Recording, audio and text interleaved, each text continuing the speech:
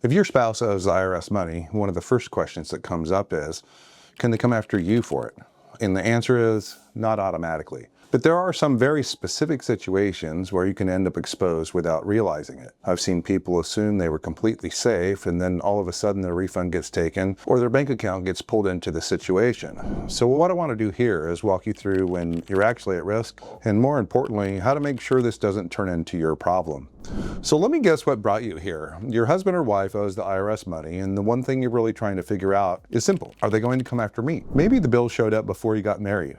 Maybe it happened during. Either way, you're sitting there wondering if your bank account is fair game, if your paycheck is at risk, and whether the life you've built is about to get pulled into someone else's mess. I've had this conversation more times than I can count, and most people walk in assuming one of two things. Either they assume they're automatically on the hook because they're married, or they assume they're completely protected because the debt isn't theirs. Both assumptions are wrong. The real answer sits somewhere in the middle, and where you land depends on a handful of things that most people have never thought about. Here's the baseline. The IRS generally treats tax debt as belonging to the person who incurred it. If your spouse racked up a bill before you ever met, that's their debt, not yours. Marriage alone doesn't transfer tax liability from one person to another. So if nothing else changes and you're just a husband and wife going about your lives, the IRS isn't going to come knocking on your door for a bill that predates the relationship. But that's the easy part of the answer. The harder part is this. The minute your financial life starts blending with theirs, the picture gets more complicated, and then that's where I see people get into trouble. The fastest way to turn your spouse's tax problem into your tax problem is to file a joint tax return. The moment you sign that 1040 together, you're jointly and severally liable for every dollar of the tax owed on that return, every single dollar. The IRS can collect the entire balance from either one of you, and it plays out in real life exactly the way you'd think. Your refund gets offset, your wages get considered for collection, you file together expecting a few $1,000s back, and it disappears into the IRS's pocket because of something your spouse did 3 returns ago. There's relief available in some cases: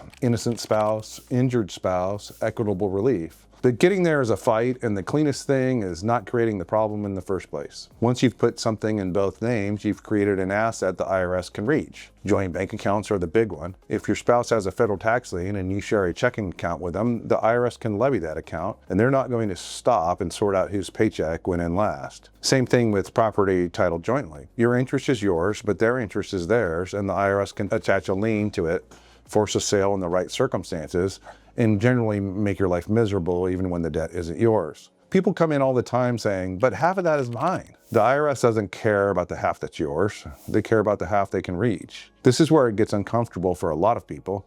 If you live in a community property state, the rules change. Most income earned during the marriage is considered community property, meaning it belongs to both spouses equally, regardless of who earned it. And here's the problem. The IRS can reach community property to satisfy one spouse's tax debt. So even if you never signed a joint return, even if the bill has your spouse's name and social security number on it, your wages in a community property state can still be on the table. The community property states are Arizona, California, Idaho, Louisiana, Nevada, New Mexico, Texas, Washington, and Wisconsin. If you're in one of those, you need to pay extra attention. The general "I'm not liable" rule has real exceptions there. Then there's the commingling problem. This one happens slowly, almost by accident. Your spouse has a separate bank account, but you deposit one of your paychecks into it to cover a bill. Or the mortgage on the house you owned before marriage gets paid for 10 years out of a joint account. Or your spouse's business income and your personal savings pass through the same checking account. Once money gets mixed, it's hard to untangle. And if you ever have to prove to the IRS that a particular asset is separate, that it belongs only to you, your documentation has to be clean. Messy finances make everything harder to defend. Clean finances make everything easier. Here's the part most people miss. The IRS isn't sitting in a room scheming about how to ruin your life personally. They're running a collection operation, and a collection operation goes after one thing: assets it can legally reach. When the IRS is looking at your spouse's file, they're pulling bank records, pulling asset records, looking at who owns what and how it's titled. They follow the easiest path to the money. If the easiest path runs through a joint account or a community asset or a property where you and your spouse both have names on the deed, that's where they go. So the frame I want you to leave here with isn't the IRS is coming after me, it's the IRS is going after what they can legally reach. Your job is to make sure assets aren't in that pile. Poor structuring makes you an easier target. Clean structuring makes you almost invisible. If you're in this situation and you're not completely sure how exposed you are, this is one of those areas where small details make a big difference. I've seen people think they were protected and they weren't, and I've seen the opposite too.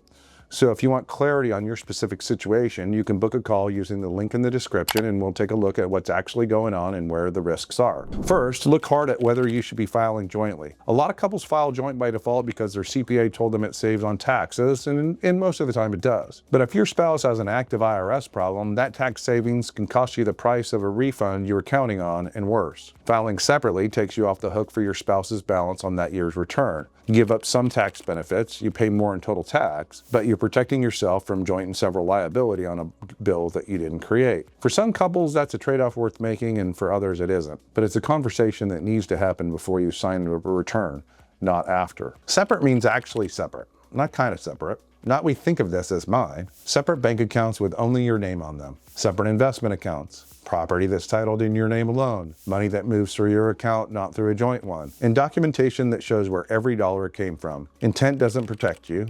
Documentation protects you. If you can't prove on paper that an asset is yours, the IRS isn't going to take your word for it. Most people think prenups are a divorce tool. They're not. A well-drafted prenuptial or postnuptial agreement is an asset protection tool, and it's especially useful when one spouse is walking into the marriage with a known tax problem, or when a problem develops after the fact. The right agreement can establish which assets are separate, which income is separate, and how finances will be kept apart during the marriage. That matters to creditors. It matters to the IRS. And it's not hostile, it's planning. This is one I want you to hear most clearly. The time to fix this is before the IRS is paying attention. Once there's an active lien, once there's a levy, once there's a revenue officer assigned to the file, moving assets around starts looking like a fraudulent transfer. And fraudulent transfer rules let the IRS unwind what you did, come after people you transferred to, and in some cases pursue criminal liabilities. The strategies I just walked through, filing separately, separating accounts, executing a postnup, they all work. But they work much better when they happen before the IRS is watching.